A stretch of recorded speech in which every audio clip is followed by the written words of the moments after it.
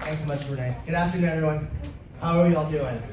Good. It's a little hot out there. I was up on a rooftop, drove into the senior center. So yeah, again, my name is Louis Driesma. I work for an amazing company. It's called Airspace Link.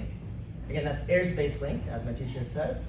But essentially, we're laying down the foundation and building the digital infrastructure necessary to enable drone operations doing good in the community and facilitating the safe integration of drones in the national airspace system, your local community, and communities across the country. First off, I'd like to thank the City of Ontario and Jimmy Chang for being one of the first cities in the nation to adopt drone operations and standing them up today, like you'll see this afternoon. Yeah, so second, I'd like to thank Kevin and involved in a car accident.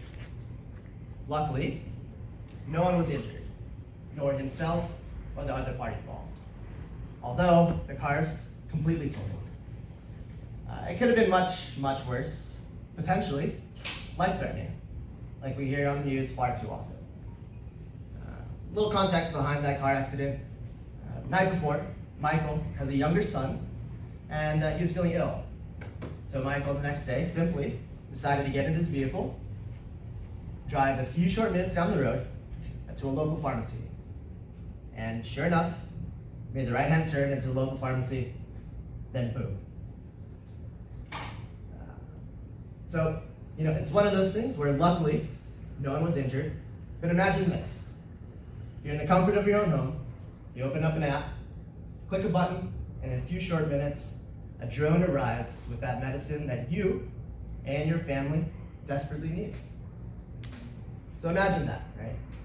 That accident Michael was involved in could have been easily avoided if that were available to him yesterday. So, reliance on internal combustion engines, reliance on a single with no access to mobility. Truly, the limits are endless when it comes to drones doing good in your community tomorrow. So, thank you, everyone. Appreciate it again. My name is Louis Driesma. And fun fact, so the City of Ontario just launched their Fly Safe webpage. You can go on there and look at the airspace above us, and you can see actually the operations that take place. So if you go on the city's website, I'll have my laptop with me, come approach me. I'd love to talk to you about questions, comments, the game last night as well. So everyone enjoy the event, and I look forward to speaking to you soon. Thanks. Uploading 12 gigabytes and it's only 6 minutes. Amazing.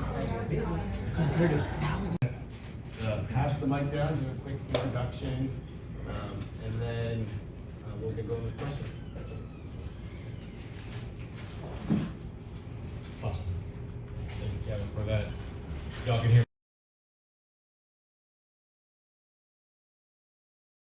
on uplifting Black and brown communities.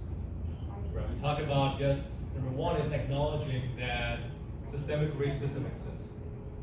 Acknowledging that even if all of us today are provided equal opportunity, it's going to be so much more difficult for one individual from one neighborhood to get to the same spot in somebody else, right? So what gets me really excited, it's really the work that I'm doing, the work that my peers who presented this morning are doing. Because what we're trying to do is, what we are doing is going into communities of color that are underserved, that historically. I want to encourage everybody to continue to push out positivity to the younger generation. Look and seek out mentorship. I'm very passionate about that. There are resources, there is help. There's nothing to be ashamed of. There's nothing that you can leave out on the field. Don't hold it all inside. Get it out, talk to someone, build a community. Every time I come to this place, I feel like I'm at a second home with Kevin and Brene, and we have a great time together. We're like three little siblings running around, making fun of each other, and it's fantastic, and so I just wanted to encourage everybody that wherever you are in the world, wherever you are in your mental space, seek out your community, seek out mentorship, and be that person for that next person. Because if we all continue to do that, in software we use the term network effects, and that just basically means it's a word of mouth way of people affecting positive change towards each other. So be that person. Well said. I think the biggest thing is that I want us to realize that being pro-black does not mean we're anti-anything. We're stronger together. You know, we're stronger as a combined unit. This country is better when we're working together. So you recognize that all of us, whether it's white, black, Hispanic, special needs, our similarities far outweigh our differences. And what we are trying to, we all want to raise our families. We all want to have them have the best schools, the best education, the best opportunities. That's universal. That's not even just American. So when we stop focusing on the differences and recognize that there are more similarities and try and find common ground with those similarities, whether it's through economic opportunity, whether it's through educational opportunity, whether it's through, as my man Larry said, just opening the door for someone. Everyone appreciates that. And again, our similarities far, far outweigh the differences. I just want to thank you guys for having me. I mean, to be able to talk about it is refreshing. Sometimes you keep a lot of these things in. It's maybe talked about in a small corridors, but to talk about it publicly is super refreshing because now others get to hear your opinion. They get to talk about it amongst their groups. They may be able to form opinions and ideas to how to continue to make this a one union, make us one. Because we come from all different backgrounds and walks of life, but as Larry said, we have one thing in common. We all want the best for our kids, our families, our community, for each other. So I just think if we can continue to get to know one another more, understand our imperfections, because I think in every community we have a lot of flaws. But I think we're scared when we talk about the flaws, we don't talk about all the goods too. So the flaws sometimes get more magnified than the goods. So then the stereotypical components start to magnify because that's what's being articulated the most. But there's a lot of goods in our community. Why? Because God made good. You know, no matter what color it was, God made good. And I think when you focus on the angels like that, there's no bad. It's just the environment can create us to do bad things, but I don't believe we're bad per se. And like I said, I don't think God makes bad. Very well said one more time. I'll wrap up on my end before I hand it over to Renee for closing words for this. Hopefully all of us thought we got something from this today. I know that I do. I'm looking around, I see an amazing crowd. I'm looking at my panel of peers right here, and I'm thinking that I've actually got quite a bit from them. As we look around, as we reflect back on this moment, I'm asking us not to just say, well, I got mine, I'm gonna implement it now, and it's gonna basically do me good. I'm asking, please make sure that you also help others get theirs, right? By sharing, even if it's just 1%, or whatever you got from this conversation today, share it. Because your peers were not in this room today. Your family was not in this room today. Maybe they are, but if they were not, expand, amplify the message that we had here today by helping others out. Excellent. Yeah, I mean, I definitely got several nuggets and gems from the panel here today, and to Larry's point, we definitely have more similarities than we do have differences. And when you look at the actual structure of a person's DNA, if we were to compare, you would think that, you know, maybe some of us will be more closely matched than others, and you would find that, no, our DNA is pretty genetically very similar to one another, regardless of what part of the world you come from or what socioeconomic background you come from. So I'm grateful for the opportunity. I'm grateful for the panel. I'm grateful for you guys. Amazing employee, employee of the month, right, Gina? Come tell your story, Gina. Yeah, come on, Gina.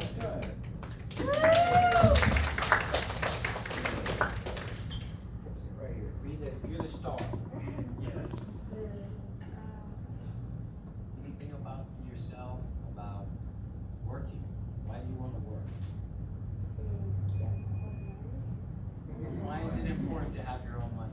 That you can be your own person, that you can do it. And has it been easy? No, that's probably easy. No, but has it been easy working and being on your own person? It has. And tell us a little bit about it. I know it's nervous, but you're doing a really good job. You're awesome. Just tell us whatever that comes to your heart. What do you like most about working here? Just seeing a lot of customers and ordering a lot of kind of things they want. And I think for me, it's really important because at times we run away from our kids with autism or special needs in a school or community, where now you have to go towards them to place your order. And they get a chance to talk to you, get the chance to know you, and actually get a chance to feel the true energy of good people.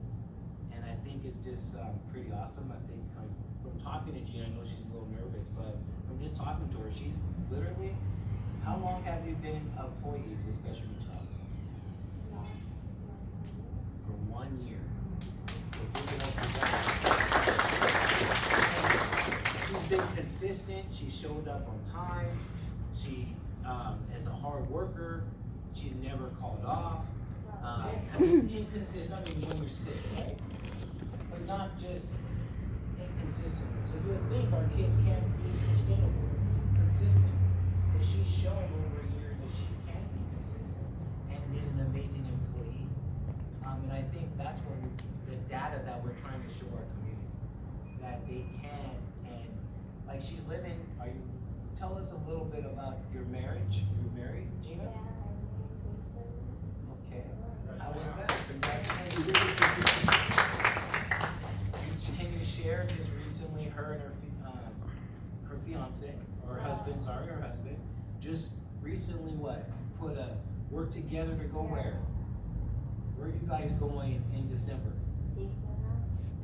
Wow.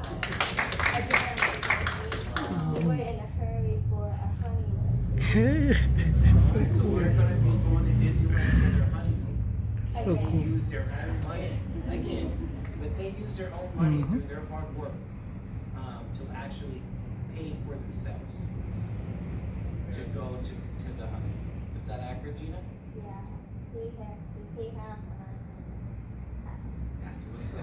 That's yeah, because when you leave them, you may take half. you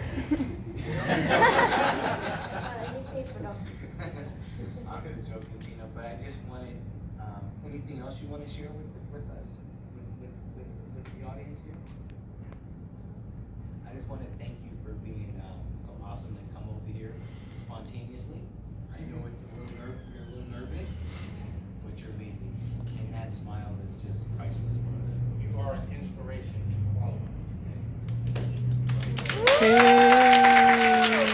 Hey, Gina. So thank you guys, and I'm gonna.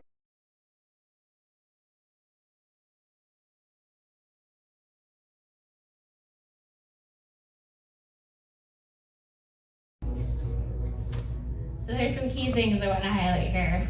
Not only that we have a cool robot, that's the first, but less to learn. Another big thing about us, we turn problems into opportunities, and I think this is something that is very vital in any mobility product. Once again, the need, going back to the need, we're creating a solution for a problem. And it might not even be a problem to everyone, but it's a solution for a problem to us. Innovative products in that category. So we have design awards, but those awards to us only showcase kind of the talent and everything that our product goes into our product. We have a team of engineers back in Boston that are amazing. They not only look at the everyday Gita robot, and they would put them in here and deliver them to the city council members. And then we transitioned to a first of its kind program down in Ontario Ranch. And we put these out for 3 weeks at a time. It was called Adopt a Robot Program. And so we just let real residents, real families request to get into the program, and we just gave them to them. Like, no significant training. they had to sign adoption paperwork. There was adoption paperwork legally, so they were happy, and so Brookfield was happy, and so we were happy. But they just got to use them and go about their everyday life in creating these walkable communities, like down in Ontario Ranch at the New Haven development. One family, Leilani in particular, they said they didn't even have to use their vehicle the entire time they had it, other than for like having to go to work. But for family stuff, they could get their groceries with the robot. They could go to the park, put all their stuff with the robot.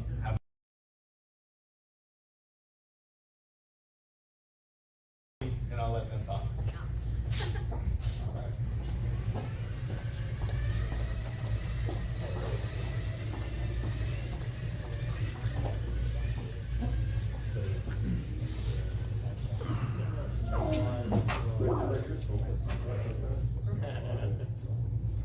So hello everyone, my name is Gita, and I'm the founder and CEO of Zing. I'm Grayson Bertana. I'm a student studying aerospace engineering at MIT and Zing's head of flight operations. And I'm Sam, and I write code. So Zing is a drone delivery platform that enables pilots around the United States to make deliveries for compensation. There are over 200,000 licensed pilots in the United States, and 90% of them own a specific brand of drone called DJI.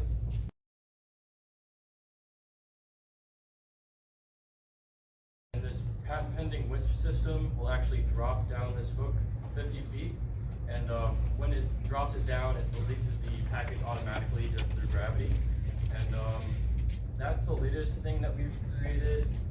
We also have winch systems for other drones, and we have an autonomous software platform built into an iOS application that allows pilots to make deliveries and earn money doing it.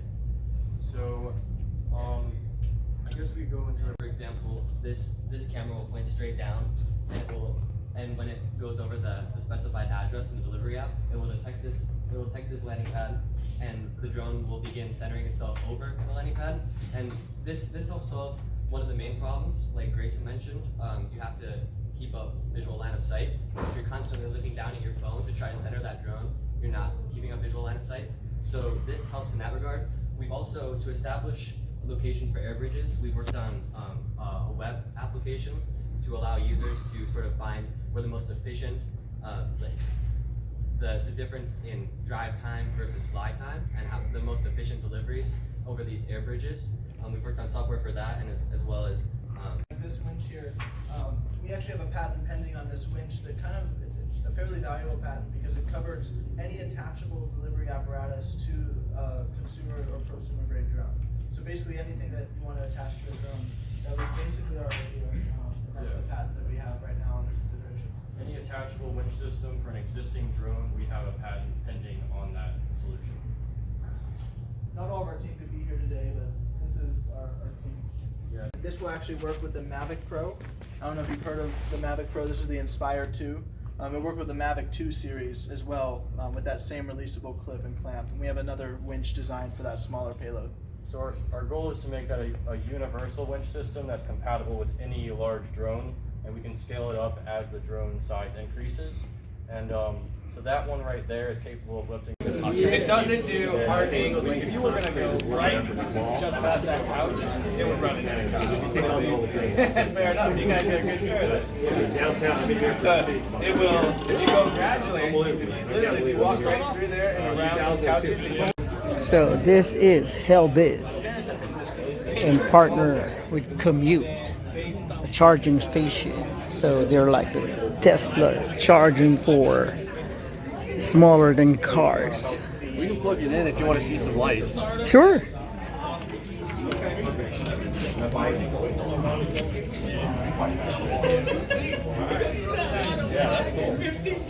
How long does it take to charge the battery for the Hellbiz? It's we charge to the same standard, so it usually take 5 hours. 5 hours? Okay. But it should be, as technology progresses, then you'll keep up with it and charge faster or something? Yeah. The battery? We technically can provide supercharging. It'll actually take a little bit, so I don't know if it'll connect. Sort of see the light, but once it connects to the internet, you'll see this whole thing glow. Wow. So it's connected to the internet, to your platform? Yep. Nice. So it's a charging platform, network platform. Cool. It might.